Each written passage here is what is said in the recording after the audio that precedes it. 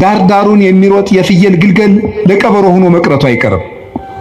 ከእረኞቹ ድንኳን ያራቀ ግልገል ግን ማንም አይነጥቀውም። ድንኳኑ አልተፈታም፣ ጉባኤ ቤት አልተፈታም።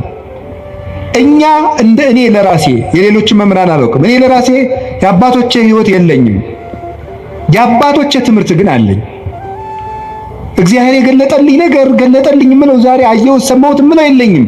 የተገለጠላቸውን መምህራን ትምህርት ግን ሳልቀንስ አስተምራለሁ። ጉባኤ አለ፣ መለካት እችላለሁ፣ መመዘን እችላለሁ። የምናገረው ነገር በአንደኛው ክፍለ ዘመን ሊቅ ይመዘናል። በነ ቅዱስ ኢሬኔዎስ በነ ቅዱስ አግናጤዎስ መጽሐፋቸው አለ፣ ምስክር ነው። በግዕዝ አለ፣ በግሪክ አለ፣ በእንግሊዘኛ አለ። የነ ቅዱስ ዮሐንስ አፈወርቅ አለ። ሚዛን ላይ መቆም እንችላለን። እኔ የማስተምረው ትምህርት ትናንት ያስተማሩትን ነው። ይህንን ሰው አባቶቻችን እኛ ላይ እምነት ካጣችሁ ትናንትን ፈልጉ።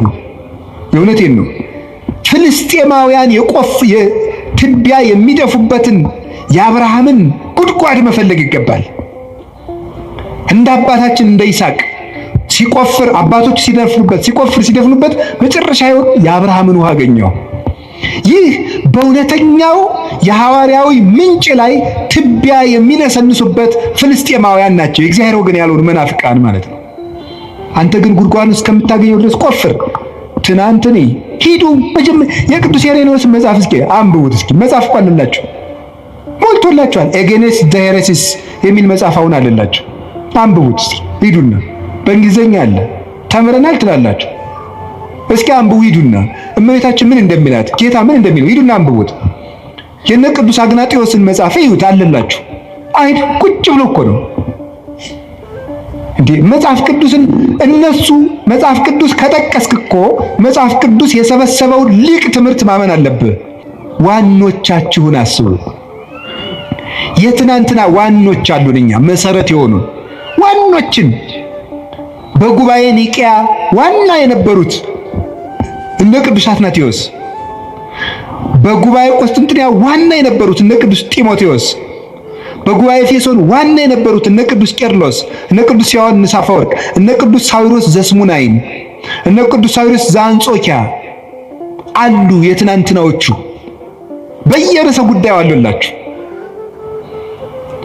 የሚያበጥሯት እመቤታችን የባህሪያችን መመኪያችን፣ ትምክህታችን፣ ምልክታችን እንደሆነች ንስጥሮስን ጳጳሱን ቁጭ አድርጎ የሰበከው የቅዱስ ጵሮቅለስ ትምህርት ወይም የቅዱስ ኤራቅሊስ ትምህርት አለላችሁ። በእንግሊዘኛ አለ፣ በግዕዝ አለ፣ በአማርኛ አለ። አሁን የምናገረው ራሱ አልዋሽም አለ። የአባቶቻችን ትምህርት የሌለ እንዳይመስላችሁ። ሰይጣን ሊረብሻችሁ ይችላል። መልስ ታጡ በጊዜው መልስ የሌለ ሊያስመስልባችሁ ይችላል። እኔ አሁን በየጊዜው ይሄንን ርዕሰ ጉዳይ እያልኩ አይደል መልስ የምሰጣችሁ። ለአጠቃላይ ለሚነሳ ስህተት ቀድማ ቤተክርስቲያኒቱ ይዛው ከቆየችው ትምህርት ያፈነገጠ ሲመጣ እናንተ ወደ ትናንት ዘወር ማለት ነው። ስለዚህ የእግዚአብሔርን ቃል የነገሯችሁን ዋኖቻችሁን አስቡ። ዕብራውያን 13:7 እንዳትረሱ። ዋኖቻችሁን አስቡ። ችግር ሲገጥማችሁ ዋኖቻችሁን አስቡ። ዋና መሰረቶቻችን